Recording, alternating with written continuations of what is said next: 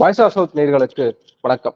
இந்த நேர்காணலில் நாம் சந்திக்கவிருப்பவர் கொங்கு மண்டலத்திலிருந்து பெண் தொழிலதிபர் திருமதி அனிச்சம் கனிமொழி அவர்கள். வணக்கம். வணக்கம்ங்க. அண்மையில நீங்க ஒரு வீடியோ பதிவு பார்க்க முடிஞ்சிருது. அதுல இரண்டு புடவைகள், ஒன்று நைனான் புடவை, காட்டன் புடவை, இரண்டிற்குமான வித்தியாசத்தை சொல்லி பிஜேபி அரசு எவ்வளவு கொங்கு மக்களை வஞ்சித்திருக்கு அப்படின்றத வெளிப்படுத்தி இருந்தீங்க. மீண்டும் பாஜக ஆட்சிக்கு வந்தால் கோவையில, திருப்பூர்ல செயல்படக்கூடிய ஸ்பின்னிங் மில்ஸினுடைய நிலைமை என்னவாகும் அப்படின்னு நீங்க சொல்லும் பொழுதே அச்சமாக இருந்தது. ஆனால் இப்போது மீண்டும் பாஜக கொங்கு மண்டலத்தில் கால் ஊன்றுவதற்கான ஒரு அடித்தளத்தை அமைக்கிறாங்க. அதோடைய வெளிப்பாடாகத்தான் அண்ணாமலையே அங்க களமிறக்கப்பட்டிருக்கார் அப்படின்றத நம்ம புரிஞ்சுக்கிறோம். பாஜகவினால் கோவை மக்களுக்கு, கொங்கு மக்களுக்கு என்ன விதமான பாதிப்புகள் இந்த 10 ஆண்டு கால பாஜக ஆட்சியில ஏற்பட்டிருக்கு நினைக்கிறீங்க? ஸ்பின்னிங் மில்ஸ் எந்த அளவுக்கு பாதிக்கப்பட்டிருக்கு? உங்களுடைய முதல்கட்ட கருத்து என்ன? முதல் இதா நான் கொங்கு மண்டலத்துல பாஜக காலூன்றது அப்படிங்கிற கருத்தை நான் ரொம்ப முழுசா புறக்கணிக்கிறேன். அப்படி காலூன்ற கூடிய ஒரு கட்சியாக அந்த கட்சி இருக்குதுன்னு சொன்னா, ஒரு மத்திய அமைச்சர் நீலகிரியில போட்டி போடுறார். இந்த நாட்டுல யாரு வேணாலும் போட்டி போடலாம். ஆனா அப்படி போட்டி போடக்கூடிய ஒரு அமைச்சர் இங்க கேன்வாஸ நிறுத்திட்டு போய் ராஜ்யசபாவோட எம்பியா பதவி ஏத்துட்டு வருவாராம். அப்ப அவர்களுடைய நம்பிக்கை எந்த விதத்துல இருக்கு அப்படிங்கிறதுக்கான ஒரு உதாரணம். இன்னொன்னு, கொங்கு மண்டலத்தில் அவர்கள் காலூன்றக்கூடிய ஒரு நிலை இருந்ததுன்னு சொன்னா அவங்கவுங்க தொகுதியில நின்றுக்கணும். கரூர்காரரான அண்ணாமலை ஏன் கோயம்புத்தூர்ல போய் ரோட் ஷோ காட்டிட்டு சீன் பண்ணிட்டு இருக்கணுங்கிறது. அதனால இங்கெல்லாம் அவங்க எல்லாம் வரவும் முடியாதுங்க. அதற்கான வழித்தடங்களோ இல்ல அந்த அளவிற்கு அறிவுல கீழானவங்களும் நாங்க கிடையாது. நம்ம ரொம்ப விழிப்போட இருக்கோம். நான் இந்த தொழில்துறையை பொறுத்த வரைக்கும் பிஜேபி அரசாங்கம் என்ன பண்ணிருக்காங்க அப்படிங்கிறது ஒரு பேசிக் கான்செப்டுங்க. அதாவது திருப்பூர் அப்படிங்கிற ஆயத்த ஆடைகள் தான் உலகம் முழுக்க இருக்கக்கூடிய பெரும்பான்மையான மக்களால் அணியப்பட்ட ஒரு ஆடை அப்படிங்கிற ஒரு நிலை இங்க இருந்தது. அந்த ஆடை எதை கொண்டு உற்பத்தி செய்யப்படும்னு பாத்தீங்கன்னா பருத்தியினாலதான் இருக்கும். அதனாலதான் இந்த ஏரியால, ஈரோட்ல, திருப்பூர்ல, கோயம்புத்தூர்ல எல்லாம் அதிகமா ஸ்பின்னிங் மில்ஸ், பஞ்சாலைகளுக்கான வாய்ப்புகள் இருக்கும். அண்ட் அந்த ஆயத்த ஆடைகளை ஒட்டி கிட்டத்தட்ட 100கணக்கான தொழில்கள் இங்க இயங்கக்கூடிய ஒரு நிலை இருந்தது. ஒரு வளம் பெற்ற ஒரு பகுதியாக இருந்த ஒரு பகுதி திருப்பூர் மாநகரம். இன்னைக்கு ரேயான் அப்படின்னு சொல்லக்கூடிய, இல்ல மேன்மேட் ஃபைபர்னு சொல்லுவாங்க, செயற்கை நூலிழைகளால் உற்பத்தி செய்யப்பட்ட ஆடைகள் வங்கதேசத்துல இருந்தோ சைனால இருந்தோ இங்க இறக்குமதி பண்ணிட்டு திரும்ப சேலுக்கு எடுத்துட்டு போகக்கூடிய ஒரு நிலை இருக்குன்னு பாக்குறோம். அந்த நிலையை உருவாக்குறா அப்படிங்கிறது தான் இங்க இருக்கக்கூடிய கேள்வி. வங்கதேசத்துல ஆடைகள் அப்படிங்கிறது சைனால இருந்து அந்த ரா மெட்டீரியல் போகுதுங்க. சைனால இருந்து மேன்மேட் ஃபைபருங்கிறது பங்களாதேஷ் போகுது. அங்க அந்த ஆடையை முழுசா உற்பத்தி பண்ணி அது எங்க வருதுன்னு பாத்தீங்கன்னா இந்தியாவுக்கு வருது. அப்படி அந்த ஆடைகளை இங்க இறக்குமதி பண்ணக்கூடியவர்கள் யார் அப்படின்னு பார்த்தோம்னா, நம்மளோட குஜராத்ல இருக்கக்கூடிய அந்த பெரும் முதலாளிகள். இவங்க நினைச்சா 1000 கோடி 2000 கோடி வரி சலுகை கொடுத்து, இல்ல கடனையே கேன்சல் பண்றோம், ஏன்னா இவங்க எல்லாம் இந்தியாவை காக்க வந்த கடவுள்கள்னு சொல்லி அந்த பெரும் முதலாளி கார்பரேட்ஸுக்கு வரி சலுகை கொடுப்பாங்க இல்லைங்களா, அவங்கதான் அந்த ஆடைகளை கொள்முதல் பண்றாங்க. அவங்க கிட்ட இருந்து இங்க செயின் ஆஃப் ஸ்டோர்ஸ்னு சொல்லுவோம், இந்தியா முழுக்க கிளைகளை நிறுவி இருக்கக்கூடிய பெரிய பெரிய கடைகள் இருக்கும் இல்லைங்களா, அந்த கடைகள்ல விற்கப்படக்கூடிய ஆடைகள் இன்னைக்கு 80% ஆடைகள் பங்களாதேஷ்ல இருந்து வரக்கூடிய ஆடைகள் தான். அதாவது நம்ம அமெரிக்கா மாதிரியான நாடுகளுக்கு ரொம்ப அதிகமா ஏற்றுமதி பண்ணிட்டு இருந்தோங்க. அங்க பாத்தீங்கன்னா அந்த உயர் ரக பருத்தி ஆடையில ஒரு பர்டிகுலர் பொருளை நம்ம சேர்க்கணும். பருத்தி தான் அது, ஆனா அந்த பருத்தியோட பேர் சுப்பிமான்னு சொல்லுவோங்க. அது 50 இருக்கணும். நம்ம ஊர் பருத்தி 50% இருக்கணும். அந்த சுப்பிமாவை நம்ம இங்க தமிழ்நாட்டுல உற்பத்தி பண்ண முடியாது. அது அமெரிக்கால விளையக்கூடிய ஒரு பருத்தி. இவ்வளவு நாள் நம்ம என்ன பண்றோம்னா, அந்த உயர் ரக புடவையாகட்டும், உயர் ரக பனியன் ஆகட்டும், உயர் ரக சட்டையாகட்டும், அதையெல்லாம் அமெரிக்கால இருந்து இம்போர்ட் பண்ணி நம்ம பருத்தியோட சேர்த்து அந்த ஆடையை நம்ம உருவாக்குவோம். இப்ப இவங்க 2021-22 நிர்மலா சீதாராமன் அறிவிச்ச பட்ஜெட்ல என்ன பண்றாங்கன்னா, இம்போர்ட் டியூட்டி போடுறாங்க. பருத்திய வெளிநாட்டுல இருந்து வாங்குறதுக்கு 10% வரியை விதிச்சுட்டு என்ன சொல்றாங்கன்னா, இது உள்நாட்டு பருத்தி உற்பத்தியை பாதுகாக்கும்னு சொல்றாங்க. எப்படி அந்த அம்மா வந்து ஒரு பொருளாதாரத்துல இவ்வளவு தூரம் ஒரு விழிப்போட இருப்பாங்கங்கிறது எனக்கு அப்பப்ப தோணிட்டே இருக்கும். அந்த எம்எஸ்எம்இல அந்த லேடி போட்ட பின்னாடி வர அதுக்காக. அதாவது இங்க இருக்கக்கூடிய பருத்தியோட இன்னொரு பருத்திய சேர்த்து மதிப்பு கூட்டி தான் எங்களால ஒரு ஆடையவே இவ்வளவு நாள் நாங்க உற்பத்தி பண்ணிட்டு இருந்திருக்கோம். அதன் மூலம் தான் இங்க இருக்கக்கூடிய அந்த பருத்தி ஆடைக்கான மதிப்பு உலக தரத்துல எப்பவுமே மேல இருந்துச்சு. இப்ப நீங்க அந்த பருத்தி இம்போர்ட் பண்ண முடியல, இல்ல பண்ணணும்னா நான் வந்து 10% வரி கொடுக்க வேண்டியதா இருக்கு, என்னுடைய உற்பத்தி செலவு அதிகமாகுது. ஆனா மேன்மேட் ஃபைபர்னு சொல்லக்கூடிய அந்த artificial fibre or synthetic fibre or polyester ஃபைபருக்கு அதை வந்து நான் இங்க செலவு பண்ண வேண்டியது இல்லை அப்படிங்கிற ஒரு நிலையை உருவாக்குறாங்க. அப்ப அந்த பாலிஸ்டர் ஃபைபர்னு சொல்லக்கூடிய அந்த செயற்கை நூலிலேயே யார் இங்க அதிகமா உற்பத்தி பண்றாங்கன்னு நாம திரும்பி பார்த்தாலும் அது குஜராத்தா தான். நம்ம சூரத்ல இருந்துதான் வாங்கணும், நம்ம வாங்க வேண்டிய ஒரு சூழல் இருக்கு. அப்போ இங்க அங்க இருந்து நூலை வாங்கி இங்க இருக்கக்கூடிய திருப்பூர்காரங்க ஆடை வடிவமைச்சுக்கிறாங்க, விற்பனை பண்றாங்கன்னு வைங்க. இங்க அதை ஒட்டி இயங்கி கொண்டிருந்த விவசாயிகளோட நிலை என்ன, அதை ஒட்டி இயங்கி கொண்டிருந்த பஞ்சாலைகள், சைசிங் மில், ஸ்பின்னிங் மில் மாதிரி அதுக்கு சாயமேற்றி கொடுத்த அந்த நிறுவனங்களோட நிலை என்ன அப்படிங்கிறத பத்தி இந்த பாஜக அரசாங்கம் கவலையும் படல. அதை பத்தின அந்த விழிப்புணர்வையும் மக்கள்கிட்ட கொண்டு போகலைங்கிறதுக்காக தான் அந்த ஒரு வீடியோவை போஸ்ட் பண்ணிச்சுங்க. இதுல ஒரு இன்னொரு கேள்வி வந்துருது இல்லையா? அப்போ மத்திய அரசு மட்டுமே நம்ம கேள்வி கேட்கிறோம், இன்னொரு பக்கம் மாநில அரசு என்ன செய்திருக்கு, பின்னலாடை தொழிலை ஊக்குவிப்பதற்கான ஊக்கத்தொகை கொடுத்திருக்காங்களா, அல்லது பஞ்சு உற்பத்தி செய்வதற்கு விவசாயிகளுக்கு என்ன மாதிரியான உதவிகள் செய்திருக்காங்க அப்படின்ற ஒரு கேள்விகள் இருக்கு இல்லையா? மின்சார கட்டணம் அதிகமா இருக்குன்ற ஒரு குற்றச்சாட்டு முன்வைக்கப்படுது. நீங்க எப்படி பார்க்கறீங்க? மின்சார கட்டணம் அதிகமாயிருக்கு அப்படிங்கிறது நம்ம எந்த இடத்துல இருந்து மின்சாரத்தை வாங்குறோம், உதய் அப்படிங்கிறதன் மூலமா அதிமுக அரசாங்கம் அம்மையார் ஜெயலலிதா அவர்கள் உயிரோடு இருக்கும் பொழுதே அவர்கள் என்ன மாதிரியான அந்த டாரிஃபோட உள்ள வந்தாங்க, நம்மளை எப்படி வற்புறுத்தி மாநில அரசுகளோட அந்த சலுகைகளையோ இல்ல உரிமைகளையோ அவங்க ரத்து பண்ணி நம்ம கிட்ட கையெழுத்து வாங்கினாங்கிறது நமக்கு புரியும். இன்னொரு பக்கம் தடையில்லாத மின்சாரம் அப்படிங்கிறதுல மாநில அரசாங்கம் ரொம்ப கவனம் வச்சு தொழில்துறையினருக்கு எந்த இடையூறும் இருக்கக்கூடாதுங்கிறதுலயும் கவனமா இருந்து மின்சாரத்தை நம்ம வழங்கும். அடுத்து பஞ்சாலைகள் அல்லது உற்பத்தியை வந்து நம்ம ஊக்குவிக்கணும் அப்படின்னு சொல்லி மாநில அரசாங்கம் ஊக்கத்தொகை கொடுத்தாலும் இல்ல வரிச்சலுகைகள் அறிவிச்சாலும் கூட இன்னைக்கு இங்க இருக்கக்கூடிய அந்த ரேயான் ஃபேக்டரி அப்படின்னு சொல்றோம் இல்லைங்களா, இன்னைக்கு சந்தைப்படுத்தப்பட்டு மலிவு விலையில கிடைக்கக்கூடிய, இப்ப இன்னைக்கு மாநில அரசாங்கம் உங்களுக்கு ஒரு பெரிய ஒரு ஊக்கத்தொகையை கொடுத்துட்டாலும் கூட 3000 ரூபாய்க்கு இருக்கக்கூடிய அந்த புடவையை நம்ம 2800 ரூபாய்க்கு தான் கொண்டு வர முடியும். அந்த புடவை நான் சொன்ன அந்த 800 ரூபாயோட புடவையோட போய் போட்டி போட முடியுமா அப்படிங்கிற ஒரு சிந்தனை வேணும். அதே அந்த புடவையை நம்ம 2000 ரூபாய்க்கு கீழே கொண்டுட்டு வரணும்னு சொன்னா அங்க நம்ம பருத்திக்கு விதிச்சிருக்கக்கூடிய அந்த இறக்குமதி வரியாகட்டும் அண்ட் நம்ம பருத்திக்குன்னு மத்திய அரசாங்கத்துல இருக்கக்கூடிய வரி, அது வந்து நூலா மாறும் பொழுது ஒரு வரி, அது உடையா மாறும் பொழுது ஒரு வரி. இது எல்லாமே வந்து இவங்க தமிழ்நாடு அரசாங்கத்தின் மேல ஒரு குற்றச்சாட்டு வைப்பதற்கு முன்பாக வியட்நாம்லயும் சைனாலையும் நம்மளோட ஒரு இடம் தகர்ந்து போயிட்டு இருக்குங்கிறத தமிழ்நாடு அரசாங்கம் எதுவும் பண்ண முடியாது. ஆனா ஒன்றியத்துல இருக்கக்கூடிய அரசாங்கம் தான் அதுக்கு பொறுப்பு. நாம ஒரு 3-4 வருடங்களாகவே தொடர்ந்து சொல்லிட்டு இருக்கோம், இங்க பருத்தி சார்ந்த தொழிலுக்கு மிகப்பெரிய ஒரு பாதிப்பு உருவாயிட்டு உலக அரங்கல்ல நம்ம 20 ஆண்டு காலமாக நமக்கு இருந்த இடம் கீழே போயிடுச்சு. மேல வந்து வராங்க, வியட்நாம் வராங்க, பங்களாதேஷ் வராங்க, அவர்களுடைய பொருட்கள் தான் இன்னைக்கு உலகம் முழுக்க சந்தைப்படுத்தப்படுதுங்கிறது தொடர்ந்து இருக்கக்கூடிய ஏற்றுமதியாளர்கள் சொல்லிக் கொண்டிருந்த ஒரு விஷயம்தான்.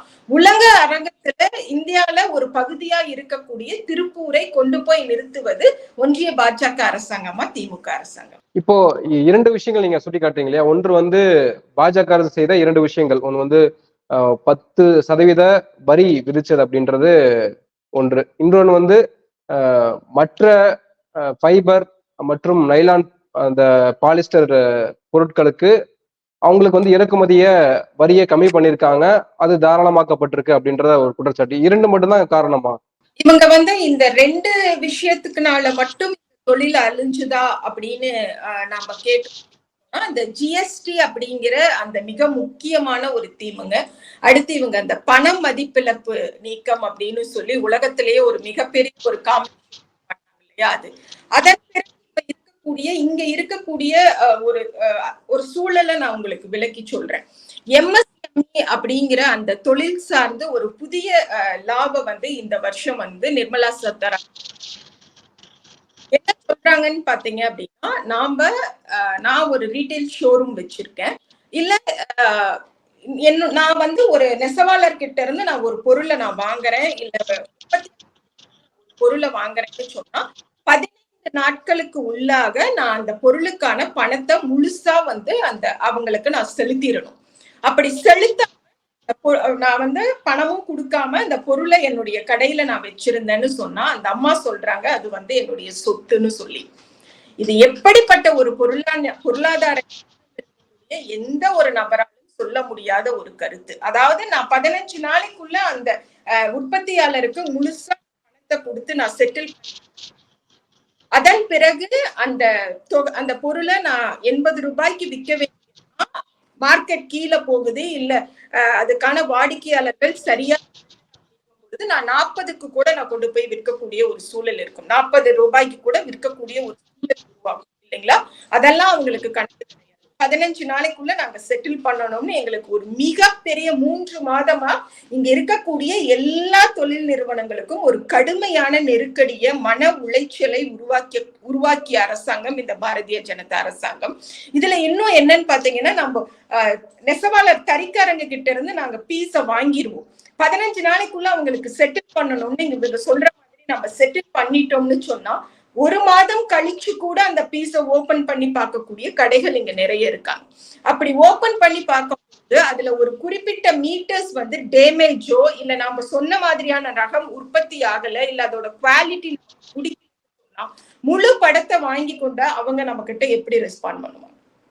எப்பவுமே ஒரு தொழில்ல ஒரு பிடி நம்ம கையில இருந்ததுன்னு சொன்னாதான் அவங்களை நம்ம பக்கம் வர வைக்க முடியும். இங்க இருக்கக்கூடிய மிக பெரிய கடைகள் அப்படின்னு சொல்லக்கூடியவங்க என்கிட்ட சொன்னது, போன்ற மாதம் இல்ல அதுக்கு முந்தின மாதம் மகாராஷ்டிராக்காக ஆர்டருக்கெல்லாம் போகும் பொழுது எப்பவும் 20 பேல் ஆர்டர் கொடுக்கக்கூடியவங்க இந்த டைம் 5 பேல் தான் ஆர்டர் கொடுத்திருக்காங்க. ஏன் அப்படின்னு கேட்டா, இந்த எம்எஸ்எம்இல வந்திருக்கக்கூடிய நியூ ரூல் படி 20 பேல் வாங்கினா 15 நாளைக்குள்ள நான் உங்களுக்கு பணம் கொடுக்கணும். இங்க இருக்கக்கூடிய உற்பத்தியாளர்களுக்கு நாங்க உங்களுக்கு மாதிரி இருக்கும். அதனால உடனடியா என்னால அவ்வளவு பணத்தை கட்ட முடியாது. அதனால எனக்கு 5 பேல் போதும், அது வித்த பிறகு நான் புதுசா வாங்கிக்கிறேன் அப்படின்னு சொல்லும் பொழுது எவ்வளவு பெரிய ஒரு தொழில் முடக்கத்தை சத்தமே இல்லாம சேலத்துல, கரூர்ல, ஈரோடுல அவங்க பண்ணி முடிச்சுட்டு இங்க நாங்க கால் ஊன்றிட்டோம், நாங்க இங்கதான் வரப்போறோம், இனிமே நாங்க தான் இங்க இருக்க போறோம் அப்படின்னு சொல்றதெல்லாம் வெற்று பிதற்றல்ங்க. இங்க இருக்கக்கூடிய தொழில்துறையினர் ரொம்ப நிதானமா இருக்காங்க, ரொம்ப தெளிவா இருக்காங்க. இவங்க தொடர்ந்து இங்க தொழில்துறைக்கு பண்ணிட்டு வந்துட்டு இருக்க அந்த பாதிப்புகள் குறித்து அவங்களுக்கு இப்போ அவேர்னஸ் வர ஆரம்பிச்சு. மதமா தொழிலா அப்படிங்கும் போது இங்க இருக்கக்கூடிய மக்கள் அவர்கள் சார்ந்த தொழிலை தான் முன்னிறுத்துவாங்க, அவர்கள் சார்ந்திருக்கக்கூடிய வாழ்க்கை சூழலை தான் முன்னிறுத்துவாங்களே தவிர மதத்தையோ சாதியையோ இங்க முன்னிறுத்தினதே கிடையாது. அதனாலதான் இங்க பல மதத்தவர் இணைந்த பெரிய நிறுவனங்கள் இங்க உண்டு. பல சாதியினர்கள் கூட்டாளிகளா பார்ட்னர்ஸா இருக்கக்கூடிய பெரிய கடைகள் ஈரோட்லயும் கோயம்புத்தூர்லயும் உண்டுங்க. ஸ்பின்னிங் மில்ஸ் மட்டும்தான் இப்போ பாதிப்படைஞ்சிருக்குன்னு பார்க்கணுமா, அல்லது இப்போ ஆயத்தாடை திருப்பூர்ல இருந்து கோயம்புத்தூரா இருக்கட்டும், சேலமா இருக்கட்டும், இப்போ ஸ்பின்னிங் மில்ஸ் இந்த ஆடைகள் சார்ந்த உற்பத்தி மட்டும்தான் இவ்வளவு பெரிய பாதிப்புக்குள்ளாகி இருக்கா? அதனுடைய தொழிலதிபர்கள் தான் பாதிப்பு ஆயிருக்காங்களா, அல்லது வேற தொழில்கள் ஏதாவது இந்த மாதிரியான பாதிப்புகள் இருக்கா? நீங்க எப்படி பார்க்கறீங்க அதை? ரொம்ப முக்கியமான இப்ப கடைசியா பேசின கான்செப்ட் படி நீங்க பாத்தீங்கன்னா மிகப்பெரிய பாதிப்புக்கு அடுத்து ஆளாகக்கூடியவர்கள் அப்படின்னா விசைத்தறியாளர்கள்ங்க. அதாவது விசைத்தறியாளர்கள், உற்பத்தியாளர்கள் நாங்க, எங்க கிட்ட இருந்து பீஸ வாங்கக்கூடிய மகாராஷ்டிரா, இந்த 3 பேர் வச்சுப்போங்களா. இப்போ நடுவில் இருக்கக்கூடிய நான் விசைத்தறியாளர்கிட்ட இருந்து ஒரு 10,000 மீட்டர் பீஸ் வாங்குறேன்னு சொன்னா உடனடியா விசைத்தறியாளருக்கு பணம் செலுத்தணும்னு சொல்லி நான் என்ன பண்றேன் அப்படின்னா 5,000 மீட்டர் மட்டும் இந்த வாரம் போதுங்கிற முடிவை எடுக்கிறேன். இந்த பக்கம் இருக்கக்கூடிய என்னுடைய வாடிக்கையாளர், வடக்க இருக்கக்கூடிய வாடிக்கையாளர் என்ன பண்றாருன்னா, இவங்க கிட்ட இருந்து நான் 5,000 மீட்டர் உடனே வாங்கினா உடனே இவங்க பணம் கேட்டு அடுத்த நாளே நமக்கு போன் பண்ணி தொந்தரவு பண்ண ஆரம்பிப்பாங்கன்னு சொல்லி எனக்கு இந்த வாரம் 2,000 மீட்டர் மட்டும் போதுங்கிற முடிவை அவங்க எடுக்கிறாங்க. அப்ப நான் ஆட்டோமேட்டிக்கா இங்க இவங்களுக்கான அந்த ஆர்டர் கொடுக்கக்கூடிய அந்த அளவை நான் குறைக்கும் பொழுது இதுல விசைத்தறியாளர்களும் மிகப்பெரிய ஒரு பாதிப்பை சந்திக்க போறாங்க. அது இந்த வருடம் தெரியல, ஏன்னா அவங்க எல்லாம் பணத்தை எங்க கிட்ட இருந்து வாங்கிட்டாங்க. கூடிய நாட்கள்ல எங்களுடைய ஆர்டரோட அளவை நாங்க குறைக்கும் பொழுது அவங்க அதுக்கான பாதிப்பை நிச்சயமா சந்திப்பாங்க. அதனால இவங்க தான் இல்லாம எல்லா மட்டத்திலும் இருக்கக்கூடிய தொழில்துறையினருக்கும் மிகப்பெரிய ஒரு பாதிப்பை, ரோட்ல போட்டு விற்கக்கூடிய நபர்களுக்கு கூட மிகப்பெரிய ஒரு பாதிப்பை உருவாக்கி இருக்கக்கூடிய அரசாங்கம் இந்த ஒன்றிய பாஜக அரசாங்கம். சாதி ரீதியா மத ரீதியா கொங்கு மண்டலத்துல அணிதிரட்ட முடியாதுன்னு நீங்க சொன்னீங்க. ஆனால் சாதி ரீதியாக அணிதிரட்டுவதற்கான முயற்சியில இறங்கியிருக்காங்களான்ற ஒரு சந்தேகம் வந்து அண்மையில எழ தொடங்கி இருக்கு. இங்க மோடி அண்மையில கொடுத்த பேட்டியில கூட நல்ல ஜாதி பின்புலத்துல இருந்து அண்ணாமலை வராருன்னு சொல்றது கூட அது சாதி ரீதியா அணிதிரட்டல தானே அவர் முன்வைக்கிறாருன்னு நம்ம புரிஞ்சுக்க வேண்டியதா இருக்கு.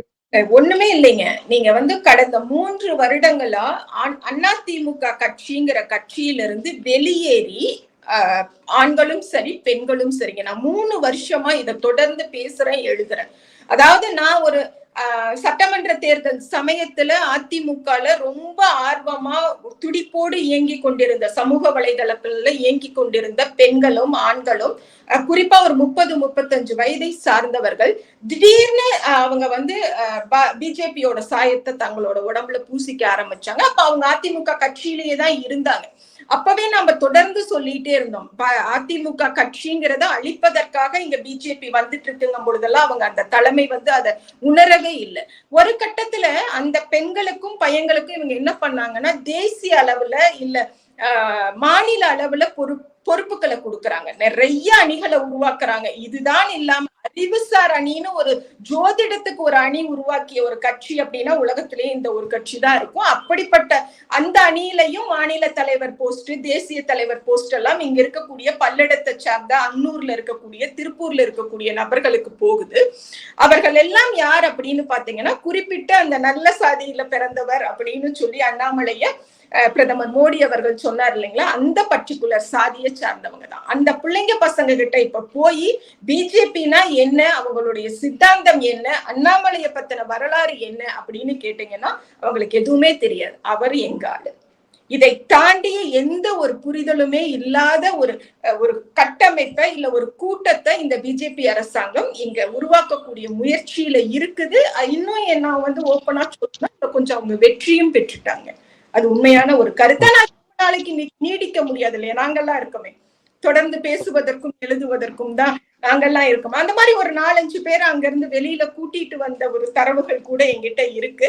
ஆனா அவங்க கட்சி வளர்க்கறது அப்படிங்கிறதே மதத்தையும் சாதியையும் முன்னாடி வச்சு நான் நம்பாளு நான் உங்காளுங்கிறத தாண்டி வேற எந்த அடிப்படை கட்டமைப்பும் இங்க எதுவுமே கிடையாதுங்க. அது ரொம்ப நாள் நிக்கவும் முடியாது இல்ல.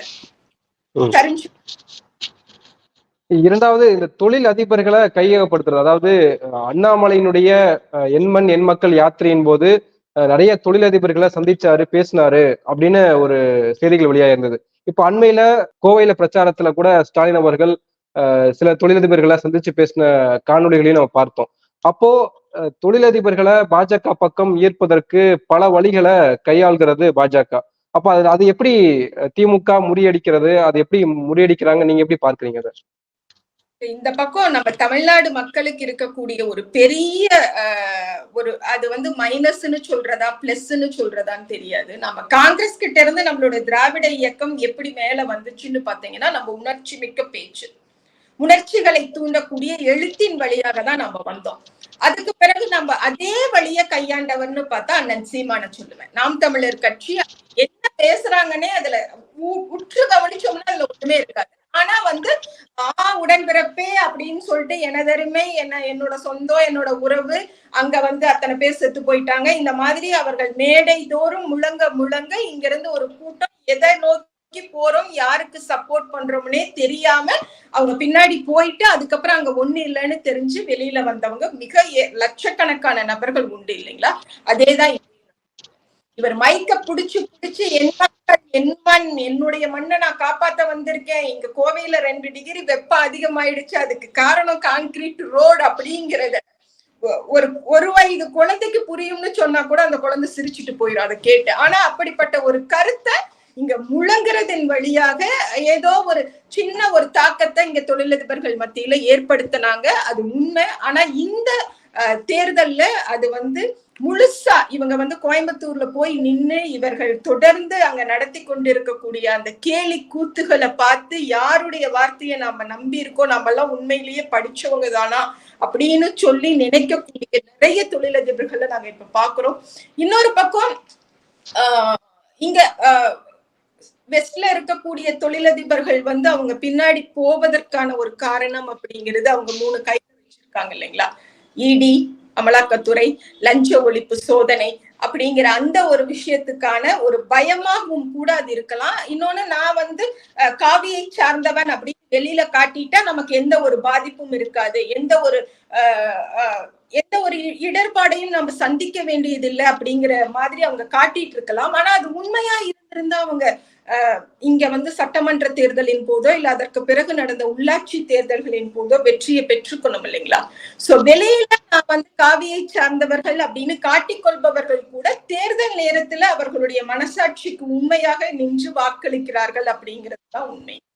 அதுவும் கூட அவங்க அந்த தொழில் ரீதியா அவர்கள் ஏதாவது ஒரு இடர்பாடை கொண்டுட்டு வந்துருவாங்களோங்கிற பயம் இங்க ரொம்ப அதிகமா உண்டுங்க. அதாவது நாங்க காவிதான், நாங்களும் வந்து உங்க கூட தான் இருக்கிறோன்றத சொல்லிதான் தப்பித்துக் கொள்ள வேண்டியது அவசியம். அப்படி இருக்கு அப்படி நிலைமை.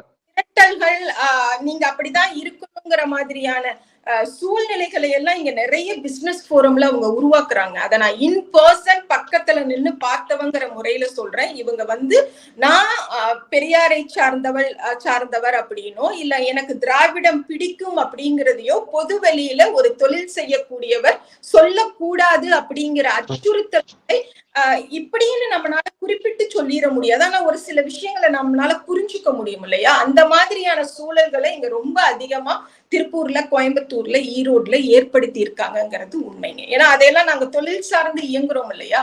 அப்போ ஏன் என் பக்கத்துல உட்கார்ந்து நீ இந்த கருத்தை சொல்ற இல்லை, ஏன் வெளியில போய் சொல்ல மாட்டேங்கிற அப்படிங்கும் பொழுது அவங்க கிட்ட பதிலே இருக்காது. வேண்டாம், உங்களோட வச்சுக்கு, உங்ககிட்ட வந்தோம் பேசணும், வெளியில போய் அதெல்லாம் ஏன் சொல்லிட்டுன்னு போகக்கூடிய நிறைய நபர்களை நான் பாக்குறேனுங்க. பொறுத்து வந்து பார்ப்போம் ரிசல்ட் எப்படி இருக்குன்னு. 40 நமதே, நாடும் நமதே. நாங்க களத்துல நிற்கிறோம். நேற்று மட்டும் காலையில ஒரு 3 மணி நேரம் நின்றுருக்கோம். மதியம் வந்து ஈரோடு கடைவீதி முழுசா ஈரோடு வேட்பாளரோட மனைவியோட சேர்ந்து சந்திச்சுட்டு வந்திருக்கேன். சாயந்தரம் ஒரு முக்கியமான ஒரு நல்ல ஒரு பட்டியலின மக்கள் வசிக்கக்கூடிய ஒரு ஏரியால நின்றுட்டு வந்திருக்கேன். உறுதியா வந்து 40 நாம தான் வரோங்க. நன்றி மேம். நிறைய விஷயங்களை பொறுமையா உங்களுடைய வேலை மத்திகளுக்கும் பேட்டி கொடுத்துருக்கீங்க. நேரத்துக்கு மிக்க நன்றி. தேங்க்யூ.